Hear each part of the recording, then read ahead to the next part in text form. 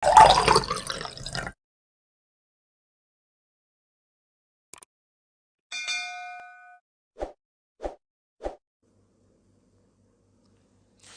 Syazwan, Muhammad Arifin, cara praktikal menunaikan zakat fitrah hari ini mengikut qaul mu'tamad. Cara praktikalnya, dia beli beras yang biasanya orang makan, dia cari fakir miskin, maka dia serahkan kepada orang tersebut. Itu berdasarkan qaul mu'tamad.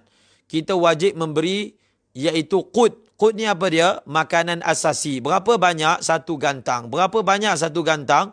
2.7 kilo. Maka agihkan kepada fakir miskin. Kalau fakir miskin itu adalah keluarga kita, kita berikan kepada dia lebih terbaik. Ataupun jiran yang paling dekat, berikan kepada dia. Berikan zakat itu kepada orang yang kita kenal, yang berada di sekeliling kita terlebih dahulu. Apatah lagi kalau dia ahli keluarga. Muhammad Saif, Assalamualaikum. Waalaikumsalam. Membaca Al-Quran dengan melihat mushaf di dalam solat adalah makruh. Boleh tak saya tahu ibaratnya dalam kitab mana? Adalah makruh. Kalau saya yang kata makruh, baru tanya saya. Di dalam kitab mana? Kalau saya yang kata makruh. Kalau orang lain kata makruh, tanyalah orang tu. Di dalam kitab mana? Bahawasanya membaca Al-Quran dengan melihat mushaf itu makruh. Di dalam mazhab Syafi'i, membaca Al-Quran dengan melihat mushaf adalah harus. Seperti mana yang disebut oleh Syekhul Islam Zakaria Al-Ansari dalam Asnal Matalib. Hukumnya harus, asalnya harus. Kalau bersama dengan itu, dia melakukan pergerakan yang banyak, dia boleh jadi makruh. Ataupun kalau besar, dia boleh jadi batal. Asalnya harus. Yang mengatakan makruh itu adalah mazhab Hanafi. Sama ada sembahyang sunat ataupun sembahyang fardu. Ataupun mazhab Maliki yang membezakan antara sembahyang fardu dengan sembahyang sunat. Mazhab Syafi'i hukumnya harus. Berdasarkan hadis Aisyah, solat di belakang hamba dia zakwan dan membuka mushaf. Hasbi Zaidi, saya ada soalan berkenaan dengan puasa berkaitan dengan orang yang mempunyai sakit lelah dan dia perlu menggunakan ubat sembuh. Adakah membatalkan puasa kerana tidak menggunakan ubat itu akan mudaratkan? Jadi bagaimana cara hendak puasa kerana sakit lelah itu berterusan?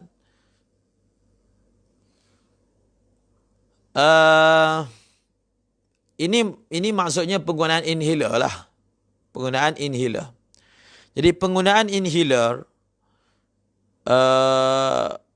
Dr. Atiyah Syakar, Dr. Ali Jumaah, jadi mereka memfatwakan penggunaannya membatalkan puasa. Sekiranya satu orang, dia memerlukan menggunakan alat tersebut, apa yang dia boleh buat? Dia waktu malam, dia niat puasa. Dan esok hari dia akan terus berpuasa sampailah dia perlu guna alat tersebut. Dan sekiranya apa?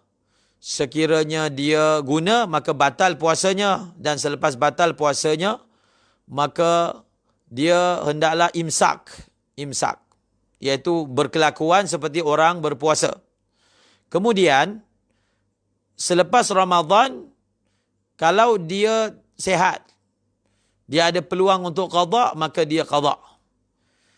Tapi kalau sama je, kalau dia lepas Ramadan pun perkara yang sama akan berlaku, maka dia tidak wajib qada segera.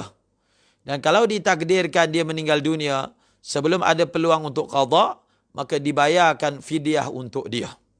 Ini kalau tidak sampai tahap yang kronik. Tapi kalau sampai tahap kronik yang sekira-kira dia setiap masa yang terdekat 15 minit kena pakai, 15 minit kena pakai, dan penyakitnya itu dah masuk kategori tiada harapan sembuh, maka untuk dia pada ketika itu, maka dia hanya wajib membayar fidyah sahaja, tidak wajib puasa.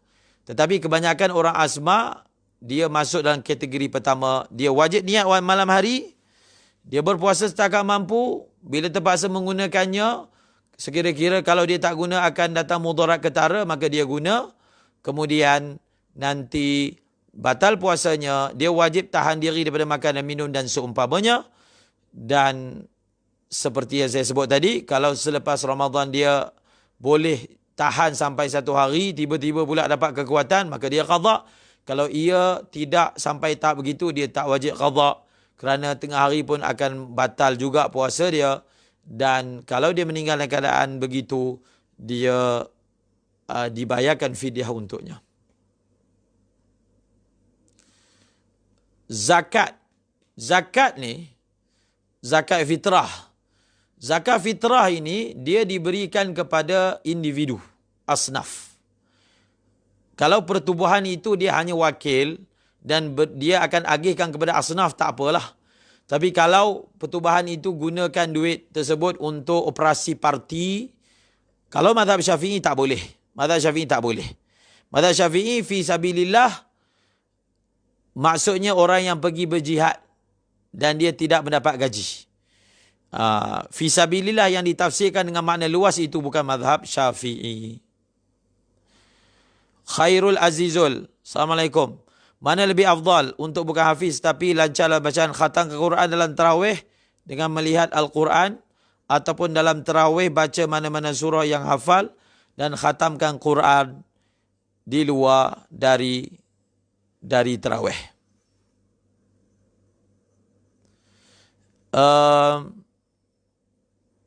Dalam masalah ini, kita melihat amalan masyayikh. Saya melihat misalnya Al-Habib Umar, tapi bukan dalam sembahyang tarawih lah, dalam sembahyang sunat, bulan puasa, beliau mengamalkan membaca Al-Quran dengan melihat mushaf. Walaupun beliau juga menghafal Al-Quran. Tetapi dalam sembahyang-sembahyang sunat dia, misalnya sembahyang qabliyah, ba'diyah, beliau akan membaca Al-Quran dengan lama dengan melihat mushaf. Jadi beginilah. Dia sebenarnya baca Quran, tengok mushaf dengan tak tengok mushaf pun ada khilaf yang mana lebih afdal. Tak kiralah dalam semayang ataupun luar semayang. Kalau dia baca dengan melihat mushaf, tetapi dia akan mengganggu khusyuknya dalam semayang, lebih baik dia semayang tanpa melihat mushaf. Dan dia baca sahaja surah apa-apa yang dia ingat. Kemudian dia bacalah yang melihat mushaf itu di luar semayang dia. Tetapi kalau tidak mengganggu khusyuknya, maka dia lakukan di dalam semayang, melihat mushaf, supaya dia mengambil fadilat bulan Ramadan, mengkhatamkan bacaan Al-Quran di dalam sembahyang. Muhammad Syahriman. Assalamualaikum warahmatullahi wabarakatuh. Jika seorang menerima gaji di negara A tapi menetap di negara B, adakah zakat fitrahnya di negara B atau di negara A? Bagaimana dengan zakat pendapatannya?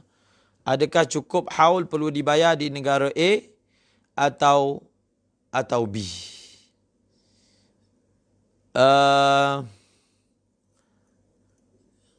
Ini apa ni? Syahriban, Singapura lah ni. Orang Singapura. Dia kerja dekat Singapura, tapi dia menetap dekat Malaysia. Ya, itu negara A, negara B. Mungkin itulah contohnya. Maka zakat fitrah dia bayar di mana? Dia bayar zakat fitrah ini kaedahnya, dia bayar di negara mana dia berada pada malam raya.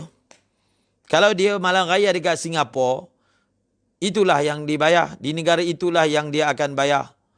Kalau dia ada di mana? Dia ada di Malaysia, maka dia bayar di Malaysia. Ada kat mana? Ada di Singapura, maka bayar di Singapura. Kalau ada di Malaysia, maka bayar di Malaysia. Adapun zakat harta, ulama sebut dalam kitab, zakat harta ini di tempat mana kita bekerja. Di tempat mana bukan kita bekerja. Kalau orang meniaga, di tempat mana yang dia meniaga. Dia meniaga kat mana? Kedai dia ada dekat situ, maka dia bayar di kawasan tersebut. Sebab apa hukumnya begitu? Sebab bila dia buka kedai kat situ, orang tahu dia ada kedai, orang kenali dia ada bisnes, maka orang-orang fakir sekeliling, dalam kitab kata ada suatu tasyawuf, rasa bila ni tokek ni nak bayar zakat, setiap tahun nampak macam tak ada zakat pun sedangkan kami jiran tetangga. Untuk tasyawuf tersebut, maka dia bayar zakat di tempat mana perniagaan dia berlaku. Perniagaan dia berlaku. Tetapi kalau zakat duit, zakat pendapatan, maka kalau harta dia, sebab sekarang ni konsepnya bank. Jadi bank ni pun kita tak boleh nak sebut harta ada kat sini, ada kat sana sebab dia boleh transfer. Maka kalau zakat gaji biasa sahaja, maka dia bayarlah di tempat mana yang dia hidup, yang dia tinggal. Supaya apa? Jiran tetangga dia tahu dia ni kerja bagus. Mereka mengharapkan zakat.